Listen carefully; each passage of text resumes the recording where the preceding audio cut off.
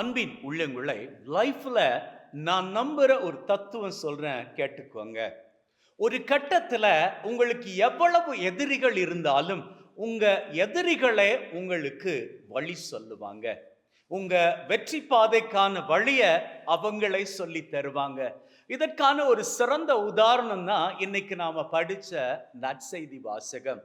இயேசு ஆண்டவர் பிறந்திருக்கிறாரு என்கிற செய்தி ஞானிகளுக்கு கிடைச்சதும் அவங்க இயேசு ஆண்டவர் எங்க பிறந்திருக்கிறாரு அப்படின்னு தெரியாமலா நடந்து வந்திருப்பாங்க.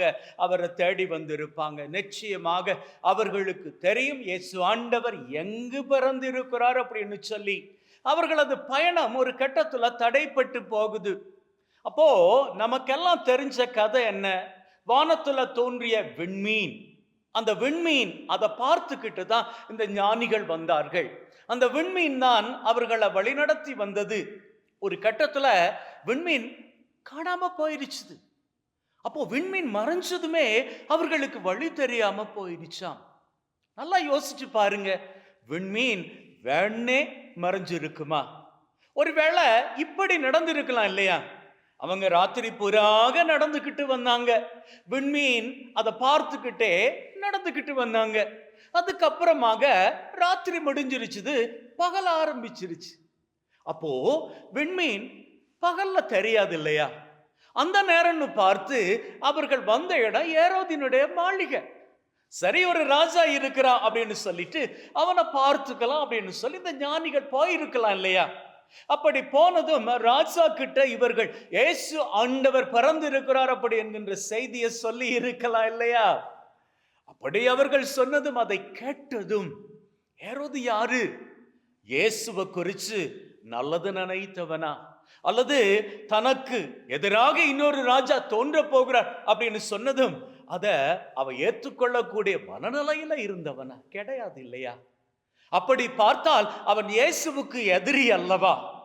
இயேசுவுக்கு எதிரியாக இருக்கக்கூடிய அவன் அன்னைக்கு அந்த செய்தியை அறிந்து கொள்ளுகிறான். என்ன அந்த செய்தி?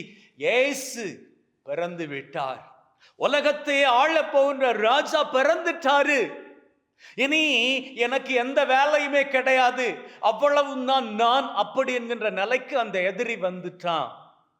இப்போ அந்த எதிரியால ஒண்ணுமே பண்ணிக்க முடியாது. ஞானிகள் கேட்கிறார்கள், சரி பெத்லெஹேமுக்கு நாங்க எப்படி போகணும்? உடனே அவனே வழிகாட்ட வேண்டியதா போயிடுச்சு.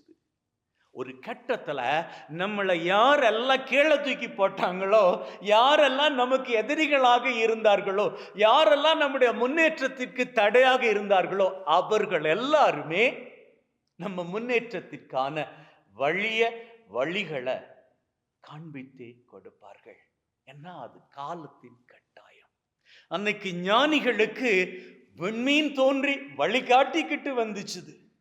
அந்த விண்மீன் பகல் நேரத்துல மறைந்திருக்க கூடியதற்கான வாய்ப்பு என்ன தெரியுமா? அவர்கள் அந்த பகல் நேரத்துல கரெக்டாக ஏரோதின் மாளிகைக்கு வந்ததுதான் அது. ஆகவே கடவுளின் திட்டம் என்ன தெரியுமா? அந்த விண்மீனை மறைய செய்து, பகல் வேளையில் விண்மீனை மறைய செய்து, எதிரிக்கு இதோ உன்னை தாண்டி ஒரு ராஜா உலகத்தை ஆளுவதற்காக பிறந்துட்டாரு அப்படின்னு சொல்லுவதற்காகத்தான் கடவுளே அந்த வாய்ப்பை, அந்த திட்டத்தை ஏற்படுத்தினார். அதே போன்றுதான் இன்னைக்கு வேணா உங்க நிலை மோசமாக இருக்கலாம். இன்னைக்கு நீங்க இருக்கக்கூடிய நிலை ஒரு சாதாரண நிலையாக இருக்கலாம். ஆனால் இது அல்ல உங்களது முடிவு.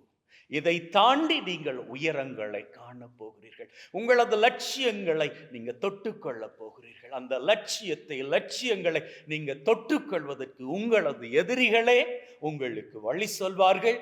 நம்பினால் மாட்சியை காண்பீர்கள். ஆமென்.